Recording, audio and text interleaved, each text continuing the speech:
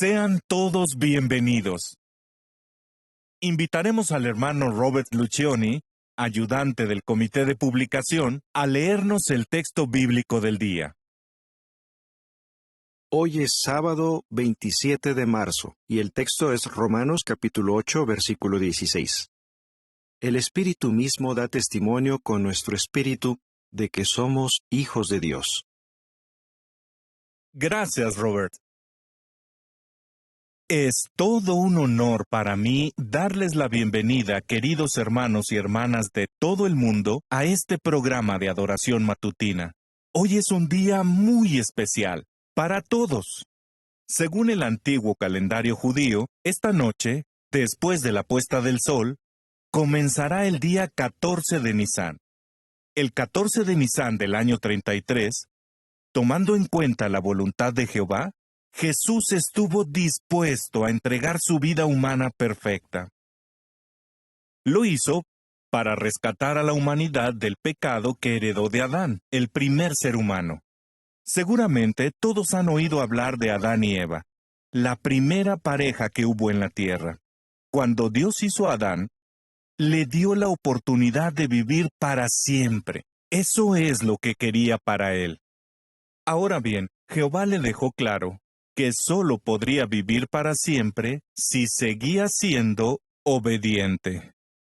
Adán tenía que demostrar su obediencia siguiendo un mandato claro y muy sencillo: no comer de un árbol en particular. Lamentablemente, desobedeció. Satanás, un espíritu rebelde, engañó a la esposa de Adán, Eva, y ella comió del árbol. Y cuando ella le ofreció del fruto a Adán, él fue muy tonto y también comió. Al desobedecer a Jehová, Adán dejó ir la oportunidad de vivir para siempre.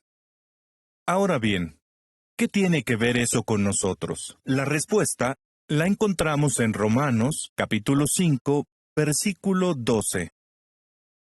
Así pues, por medio de un solo hombre, Adán, el pecado entró en el mundo, y por medio del pecado entró la muerte. Y así fue como la muerte se extendió a todos los hombres, porque todos habían pecado.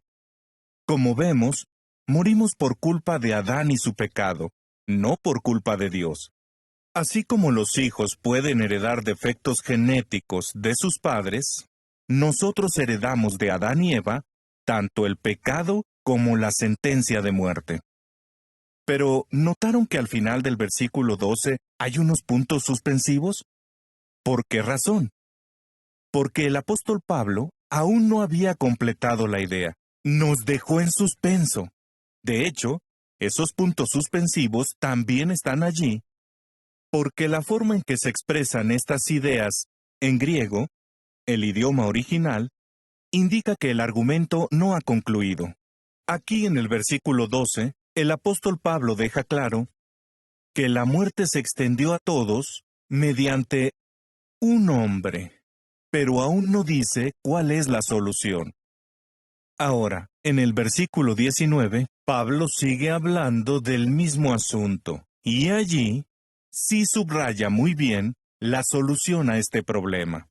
Vamos a leerlo. Versículo 19.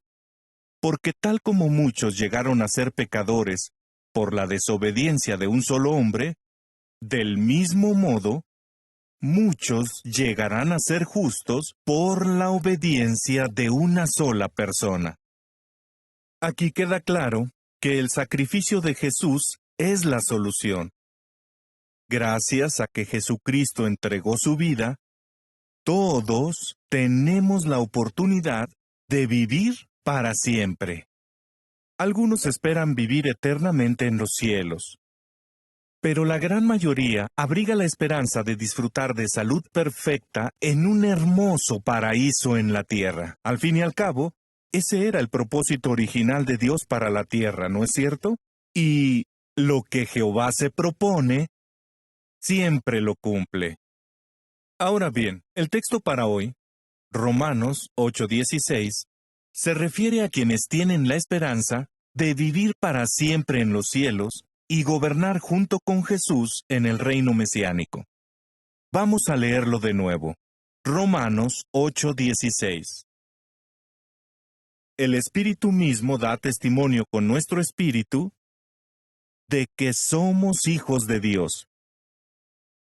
Pero, ¿cómo le da testimonio el Espíritu Santo a una persona para que sepa que ha sido escogida para ir al cielo? El libro de Hechos nos ayuda a entender este punto. Si recordamos, en el capítulo 1 de Hechos, en los versículos 4 y 5, se narra que Jesús se apareció a sus discípulos unos días después de resucitar, y les dijo que no se fueran de Jerusalén, que esperaran a que Jehová les diera un regalo, el Espíritu Santo. Y dicho y hecho. Unos días más tarde, en Pentecostés, Jehová derramó su Espíritu Santo. Cuando unos 120 discípulos se encontraban en el cuarto superior de una casa, se llenaron de Espíritu Santo y sucedió algo espectacular. ¿Qué fue? Vamos a verlo. Hechos 2:2.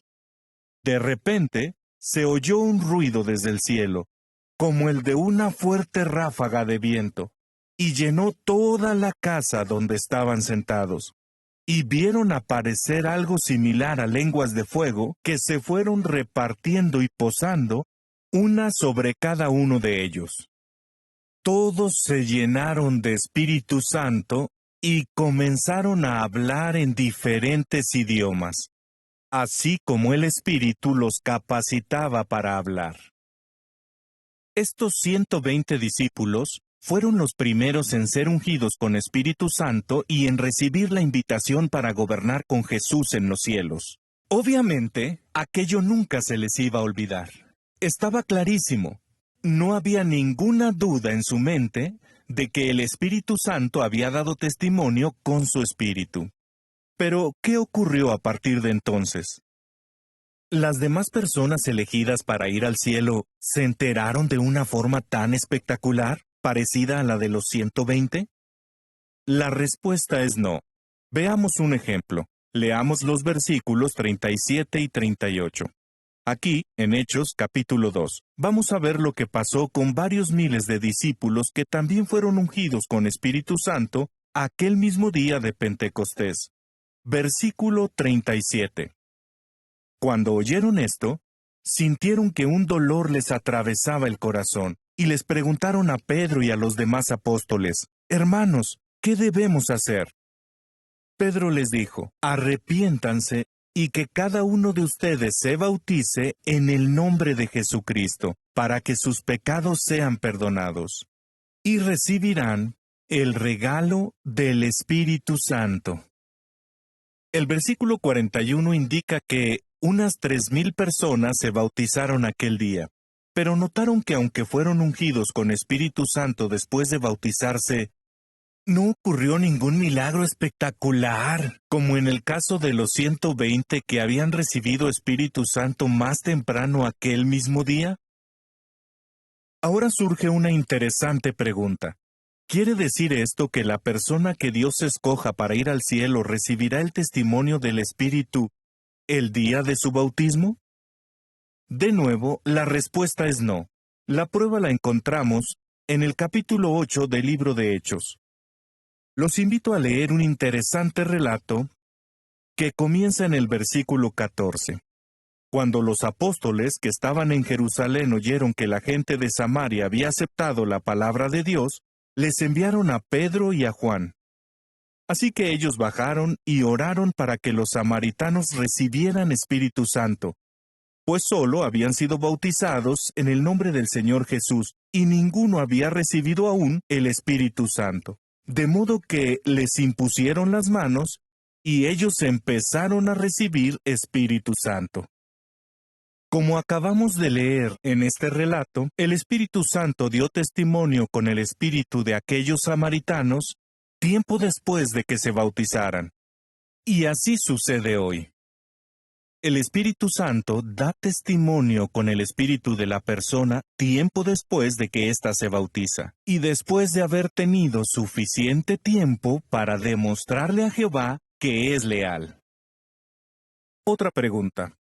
¿Cómo sabe alguien con absoluta certeza que se le ha elegido para ir al cielo?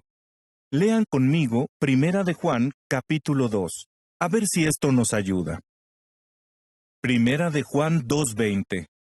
Ustedes han recibido una unción que viene del Santo, y todos ustedes tienen conocimiento. Tienen el conocimiento o la certeza de que han sido elegidos. Miren ahora el 27. En cuanto a ustedes, la unción que recibieron de Él permanece en ustedes, y no necesitan que nadie les esté enseñando. Pero la unción que viene de Él, que es verdadera y no es mentira, les está enseñando acerca de todas las cosas. Así que los ungidos no necesitan que nadie les confirme nada. El Espíritu Santo de Jehová se lo ha dejado claro. Están segurísimos. Piénsenlo. El Espíritu Santo es la fuerza más poderosa de todo el universo. Jehová lo usó para crear el sol, la luna, las estrellas, para crear toda clase de vida que hay en el cielo y en la tierra. Y fue ese Espíritu el que Jehová utilizó para transmitir su mensaje a quienes escribieron la Biblia. De hecho, en el universo nadie se comunica mejor que Jehová. Por lo tanto, cuando su Espíritu Santo da testimonio, el mensaje no va a ser, a lo mejor eres ungido, quién sabe. No va a dejar a la persona con la duda, preguntándose, ¿lo seré? No, el mensaje será claro, concreto, incuestionable. A la persona no le quedará ninguna duda, ni en su mente, ni en su corazón. De modo que si alguien se pregunta si es ungido o no, la respuesta es obvia. No lo es. ¿Y qué hay de los millones de siervos fieles de Dios que no han recibido la invitación de ir al cielo? Pues ellos podrán disfrutar de la vida que Dios quería para los seres humanos desde el principio, antes de que hubiera necesidad de adoptar a algunos de ellos para ir al cielo. Vida eterna en un paraíso en la tierra. De hecho, unos versículos después de la cita para hoy, en Romanos 8:21, se dice lo siguiente sobre los seres humanos. La creación misma también será liberada de la esclavitud a la corrupción y tendrá la gloriosa libertad de los hijos de Dios. Sea que esperemos ir al cielo o vivir en la tierra, ¿verdad que todos los siervos de Jehová del mundo esperamos con anhelo el cumplimiento de la maravillosa promesa de vivir para siempre? Y esta noche, después de la puesta del sol, cuando nos reunamos para celebrar la Cena del Señor, vamos a tener la oportunidad de recordar las dos mayores muestras de amor de la historia, que harán de nuestra incomparable esperanza una realidad.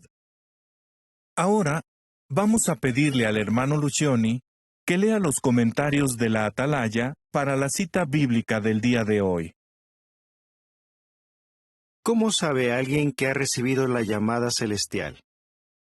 La respuesta se ve con claridad en las palabras que el apóstol Pablo les escribió a los que estaban en Roma y habían sido llamados para ser santos. Además de las palabras del texto de hoy, les dijo, ustedes no recibieron un espíritu de esclavitud que les haga volver a tener miedo, sino que recibieron un espíritu que los adopta como hijos, el espíritu que nos motiva a exclamar, Abba, Padre. Así pues, por medio de su Espíritu Santo, Dios les deja claro a los ungidos que han recibido la llamada celestial. Jehová se encarga de que los que reciban su invitación de ir al cielo no tengan ni la más mínima duda en su mente y corazón. Los ungidos no necesitan que nadie les confirme que son ungidos. Gracias, Robert. Ahora vamos a escuchar la lectura para la conmemoración que corresponde al día de hoy. En Lucas 22 y Marcos 14, leeremos sobre cosas que ocurrieron el día 13 de Nisán. Ahora bien, algunas cosas que leeremos al final del capítulo 22 de Lucas ocurrieron después de la puesta del sol, el 14 de Nisán. Los versículos que vamos a estar leyendo aparecerán en su pantalla.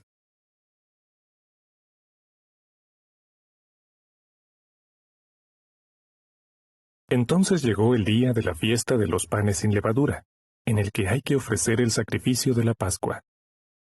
Así que Jesús envió a Pedro y a Juan con estas instrucciones. Vayan y preparen la Pascua para que la comamos. Ellos le preguntaron, ¿dónde quieres que la preparemos? Él les dijo, miren, cuando entren en la ciudad, se encontrará con ustedes un hombre que lleva una vasija de barro con agua. Síganlo y entren en la casa en la que él entre.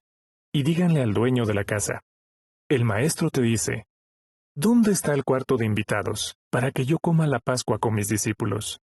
Y ese hombre les mostrará en la parte alta una habitación grande amueblada. Preparen la Pascua allí.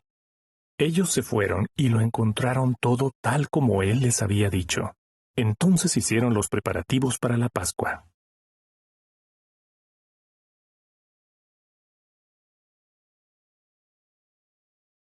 Ahora bien, el primer día de la fiesta de los panes sin levadura, cuando tenían la costumbre de ofrecer el sacrificio de la Pascua, sus discípulos le preguntaron, ¿a dónde quieres que vayamos a hacer los preparativos para que comas la Pascua?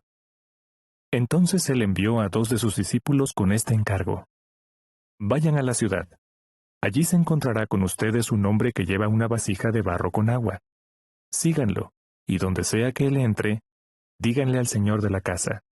El maestro dice, ¿dónde está el cuarto de invitados para que yo coma la Pascua con mis discípulos? Y él les mostrará en la parte alta una habitación grande, amueblada y lista. Hagan allí los preparativos para nosotros. Los discípulos se fueron, entraron en la ciudad y lo encontraron todo tal como él les había dicho. Entonces hicieron los preparativos para la Pascua.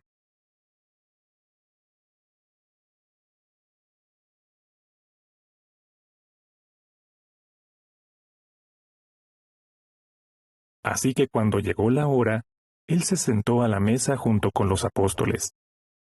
Y les dijo, deseaba tanto comer con ustedes esta Pascua antes de que empiece mi sufrimiento. Porque les digo que ya no la volveré a comer hasta que ésta tenga su cumplimiento en el reino de Dios. Y después de aceptar una copa, dio gracias a Dios y les dijo, tómenla y vayan pasándola entre ustedes, porque les digo que a partir de ahora no volveré a beber del producto de la vid hasta que venga el reino de Dios. Después tomó un pan, le dio gracias a Dios, lo partió, se lo dio a ellos y les dijo, esto representa mi cuerpo, que será dado en beneficio de ustedes. Sigan haciendo esto en memoria de mí. También, después de haber cenado, hizo lo mismo con la copa. Les dijo, esta copa representa el nuevo pacto, validado con mi sangre, que va a ser derramada en beneficio de ustedes. Pero miren, la mano del que me va a traicionar está conmigo en la mesa. Porque es cierto, el Hijo del Hombre sigue su camino según lo que está establecido. Pero ay del que lo va a traicionar. De modo que empezaron a discutir unos con otros sobre quién de ellos sería el que iba a hacer eso. Entonces también surgió una fuerte discusión entre los discípulos sobre quién de ellos era considerado el mayor. Pero él les dijo, los reyes de las naciones dominan al pueblo, y a los que tienen autoridad sobre la gente se les llama benefactores. Sin embargo, ustedes no deben ser así. Más bien, el que sea mayor entre ustedes, que se vuelva como el más joven, y el que dirige como el que sirve. Porque ¿quién es mayor? ¿El que come o el que sirve? ¿Acaso no es el que come? Pero yo estoy entre ustedes como el que sirve. Ahora bien, ustedes son los que en mis pruebas se han mantenido a mi lado. Y yo hago un pacto con ustedes para un reino, así como mi Padre ha hecho un pacto conmigo, para que coman y beban a mi mesa en mi reino y se sienten en tronos para juzgar a las 12 tribus de Israel. Simón, Simón, mira que Satanás los ha reclamado a todos ustedes para sacudirlos como si fueran trigo. Pero yo he rogado por ti para que tu fe no decaiga. Y tú, cuando vuelvas, fortalece a tus hermanos. Entonces él le dijo, Señor, estoy listo para ir a prisión contigo y hasta para morir contigo. Pero él le respondió, Pedro, te digo que hoy el gallo no cantará hasta que hayas negado 3 veces que me conoces. También les dijo, cuando los envié sin bolsita para el dinero, ni bolsa de provisiones, ni sandalias, ¿verdad que no les faltó nada? No, le contestaron. Entonces él les dijo, pero ahora, el que tiene una bolsita para el dinero, que la lleve, y también una bolsa de provisiones, y el que no tiene espada, que venda su manto y compre una. Porque les digo que tiene que cumplirse en mí esto que está escrito. Fue considerado un delincuente. De hecho, esto se está cumpliendo en mí. Entonces ellos le dijeron, Señor, mira, aquí hay 2 espadas. Él les respondió, con eso basta. Al salir, se fue como de costumbre al monte de los olivos, y los discípulos lo siguieron. Cuando llegaron al lugar, les dijo, quédense orando para que no caigan en la tentación. Y él se apartó de ellos a una distancia como de un tiro de piedra. Se puso de rodillas y comenzó a orar diciendo, Padre, si quieres quítame esta copa, pero que no se haga mi voluntad, sino la tuya. Entonces se le apareció un ángel del cielo y lo fortaleció. Con todo, su agonía era tan grande que continuó orando todavía con más intensidad, y su sudor se volvió como gotas de sangre que caían al suelo. Cuando se levantó después de orar, fue a donde estaban los discípulos y los encontró durmiendo, agotados por la tristeza. Les dijo, ¿por qué están durmiendo? Levántense y oren todo el tiempo para que no caigan en la tentación. Mientras él todavía estaba hablando, apareció una multitud. Al frente iba uno de los 12, el que se llamaba Judas, y se acercó a Jesús para besarlo. Pero Jesús le dijo, Judas, ¿con un beso traicionas al Hijo del Hombre? Cuando los que estaban a su alrededor vieron lo que iba a pasar, le preguntaron, Señor, ¿atacamos con la espada? Y uno de ellos atacó al esclavo del sumo sacerdote y le cortó la oreja derecha. Ante esto, Jesús dijo, Ya basta. Y tocándole la oreja al esclavo, lo curó. Entonces Jesús les dijo a los sacerdotes principales, a los capitanes del templo y a los ancianos que habían ido allí a buscarlo. ¿Salieron con espadas y garrotes como si yo fuera un ladrón? Día tras día estuve con ustedes en el templo y no me pusieron las manos encima. Pero esta es la hora de ustedes, y la hora en que gobierna la oscuridad. A continuación lo arrestaron, se lo llevaron, y lo hicieron entrar en la casa del sumo sacerdote, y Pedro iba siguiéndolos a cierta distancia.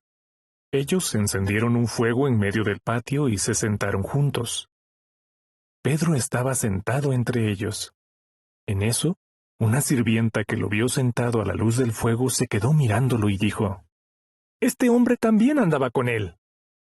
Pero Pedro lo negó. Dijo, «Mujer, yo no lo conozco». Poco después, otra persona lo vio y le dijo, «Tú también eres uno de ellos». Pero Pedro le contestó, «Hombre, no lo soy». Como una hora más tarde, otro se puso a decir con insistencia, «No hay duda de que este hombre también andaba con él. Está claro que es Galileo». Pero Pedro le dijo, «Hombre, no sé lo que dices». Al instante, mientras él todavía estaba hablando, un gallo cantó. Con eso, el Señor se volvió y miró a Pedro fijamente, y Pedro recordó la declaración del Señor, quien le había dicho, «Antes de que un gallo cante hoy, tú negarás 3 veces que me conoces». Y salió afuera y lloró amargamente. Ahora bien, los hombres que tenían a Jesús bajo custodia empezaron a burlarse de él y a golpearlo. Después de cubrirle la cara, le decían una y otra vez: «¡Profetiza! ¿Quién es el que te pegó?». Y decían muchas otras blasfemias contra él. Ha sido todo un placer para mí hablar hoy con millones de hermanos y hermanas de todas partes del mundo. Todos ustedes son ovejitas de Jehová. Y quiero que sepan que les tenemos mucho cariño, que Jehová nos acompañe a todos esta noche cuando nos reunamos físicamente si es posible, pero principalmente en espíritu para recordar juntos, para conmemorar el evento más importante de todos, el sacrificio de nuestro Señor Jesucristo, el regalo más valioso que nos ha hecho nuestro Padre Jehová.